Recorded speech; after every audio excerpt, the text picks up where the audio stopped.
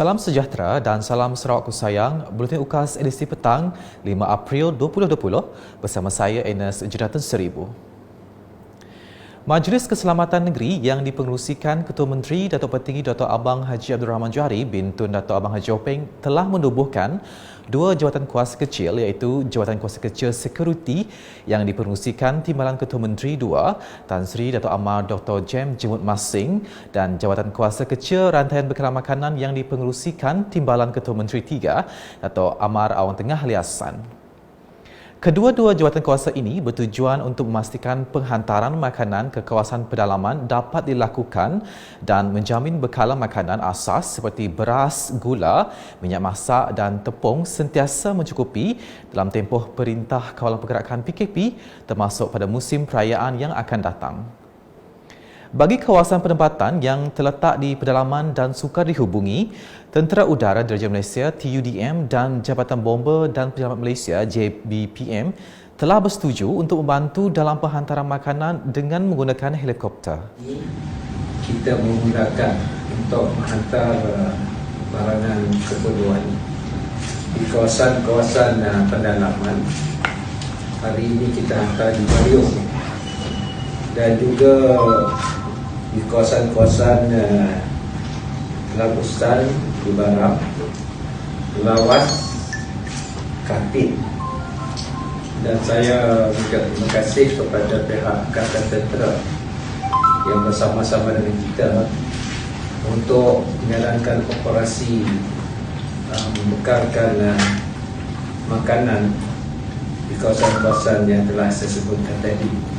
Beliau berkata demikian dalam sidang media selepas menghadiri majlis simbolik pelancaran bantuan bekalan makanan Sarawak bahagian Miri di lapangan terbang Miri pada Ahad.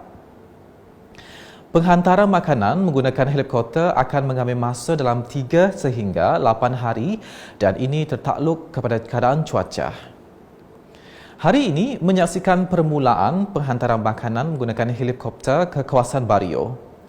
Dalam perkembangan yang sama, Datuk Petinggi Abang Jo menjelaskan Kerajaan Sarawak sebelum ini telah mengumumkan peruntukan sebanyak 16.4 juta ringgit bagi untuk membekalkan makanan asas kepada golongan sasaran yang memerlukan di seluruh Sarawak.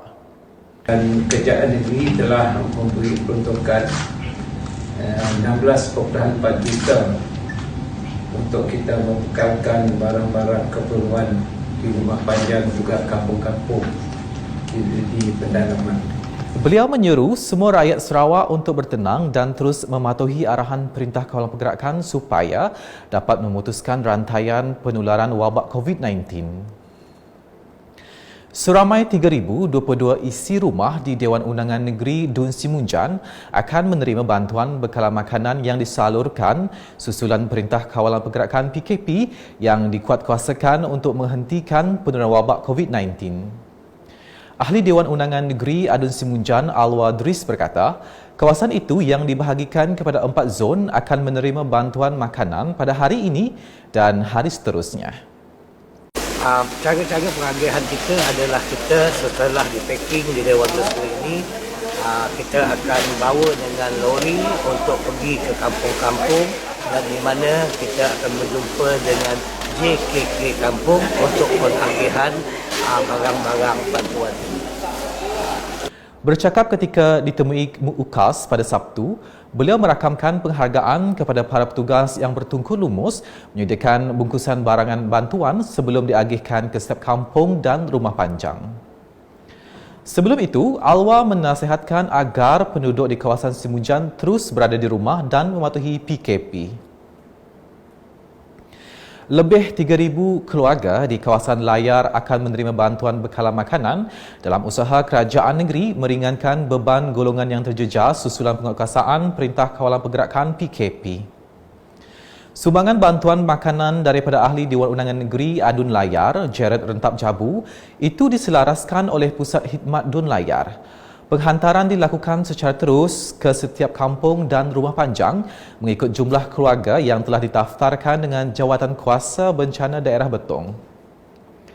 6 kampung Melayu dan 4 rumah panjang yang melibatkan hampir 596 keluarga telah menerima bekalan makanan dan ia akan diteruskan secara berperingkat ke penerima lain. Proses penghantaran bantuan makanan itu telah dibantu oleh pihak Angkatan Pertahanan Awam APM Daerah Betong. Semua lapisan masyarakat di kawasan Dewan Undangan Negeri Dun Meradong akan menerima bantuan makanan untuk membantu meringankan beban ketika tempoh Perintah Kawalan Pergerakan PKP. Jaminan itu dinyatakan Ahli Dewan Undangan Negeri Adun Meradong, Datuk Ding Kuang Hing, sambil berkata bantuan akan diagihkan kepada penerima berbilang kaum mengikut pintu rumah secara berperingkat oleh para petugas daripada cawangan SUPP Bintangor. Beliau berkata demikian semasa lawatan pemantauan barangan keperluan harian bencana dan penyerahan penutup mulut kepada Ahli Jawatankuasa Bencana Daerah Meradong di Pusat Khidmat Dun Meradong pada Jumaat. Sehubungan itu, Ding berharap warga Meradong bersabar duduk di rumah sebagai mematuhi PKP. Sebanyak 10 buah ruang panjang melibatkan 240 pintu di kawasan Mutun, Undai, Pusak menerima bantuan barangan makanan sumbangan Pusat Khidmat Dun Beting Maru semasa Perintah Kawalan Pergerakan.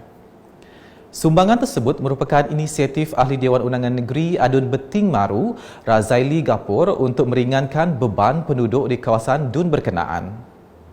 Menurut Razaili, sebanyak 3,455 buah rumah di kawasan Beting Maru akan menerima sumbangan ini dalam masa terdekat dengan agihan pertama bermula pada Sabtu di semua kawasan rumah panjang Mutun Undai Pusak. Beliau turut mengingatkan penduduk agar terus mematuhi arahan PKP.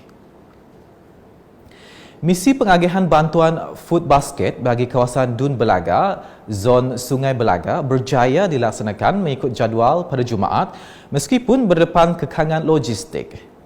Seramai 80 ketua isi rumah di Umar Kenyah, Longbangan, Belaga yang menerima bantuan berkenaan menzahirkan rasa syukur dan berterima kasih kepada Ahli Dewan Undangan Negeri Adun Belaga, Datuk Liwan Lagang, Ahli Parlimen Ulu Rajang, Datuk Wilson Ugak Kumbung serta Kerajaan Negeri.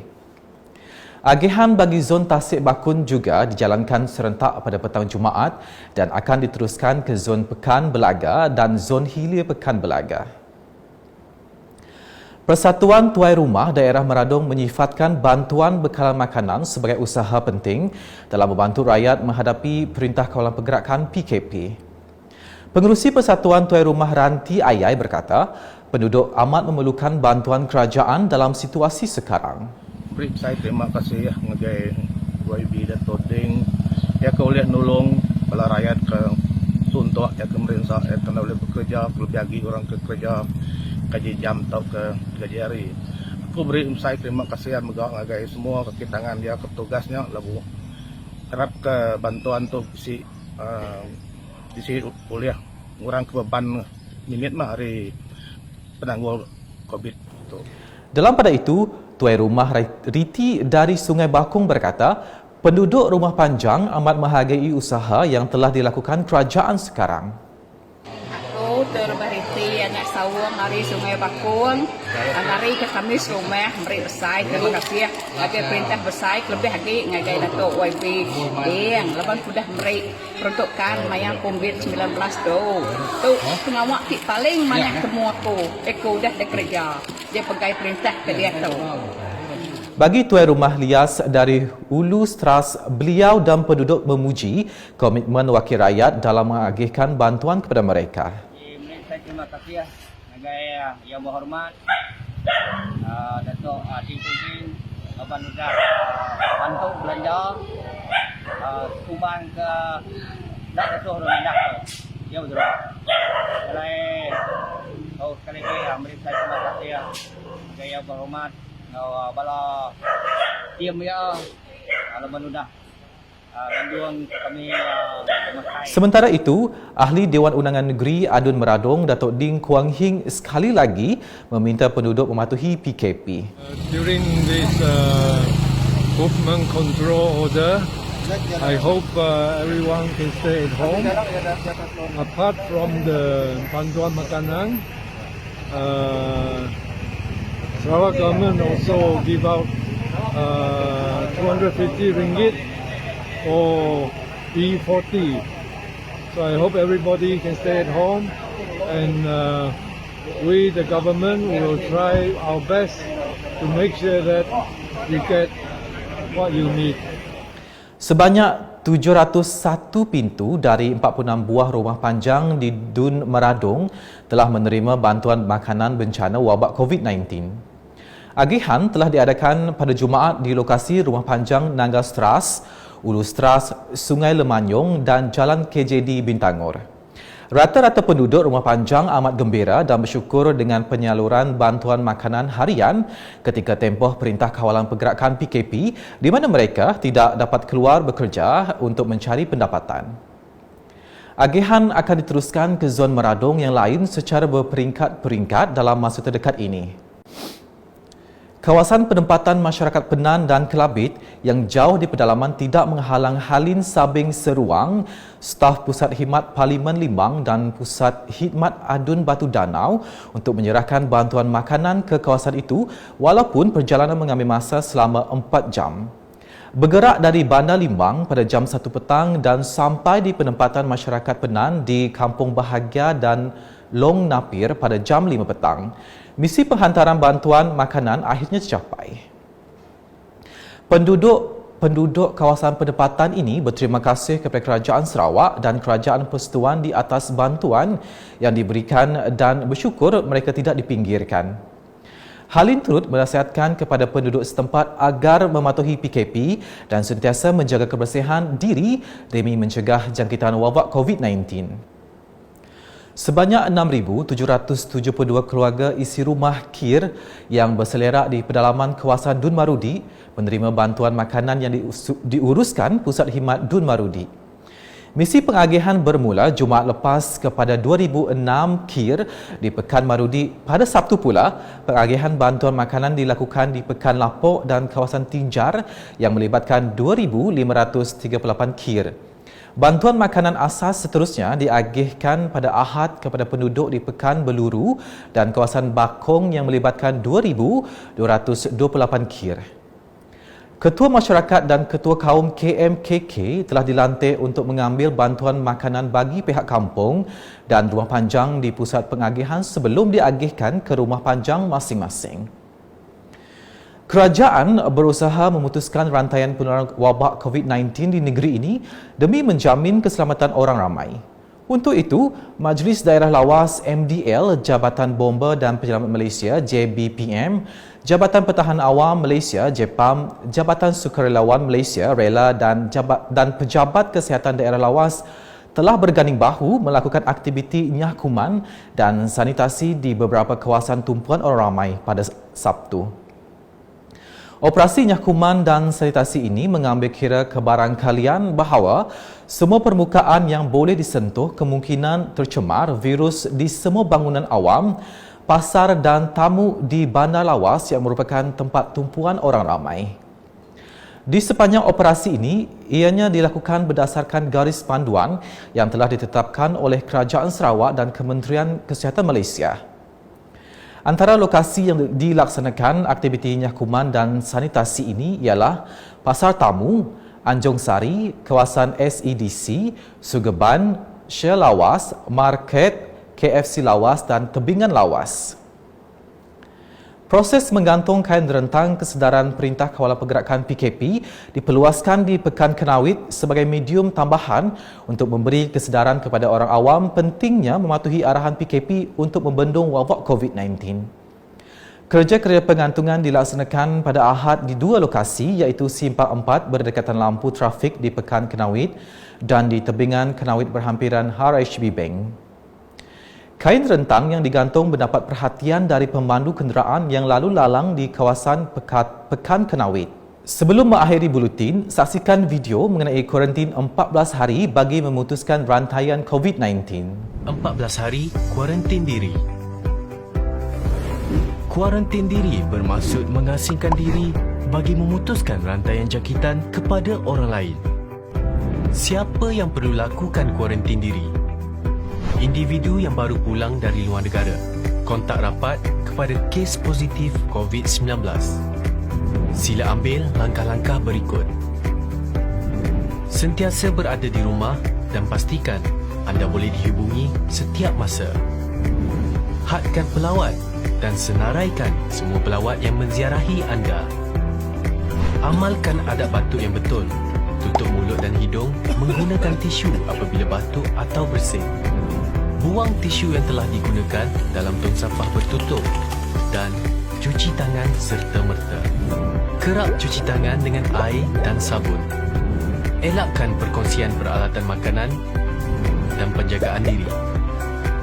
Cuci peralatan makanan yang digunakan dengan sabun pencuci sebelum digunakan semula. Disinfeksi permukaan yang kerap disentuh. Buka tingkap untuk pengudaraan rumah yang baik. Jika bergejala, sentiasa pakai penutup mulut dan hidung. Tinggal di bilik berasingan dan jarakkan diri 1 meter daripada orang lain. Dapatkan rawatan dengan segera di fasiliti kesihatan terdekat.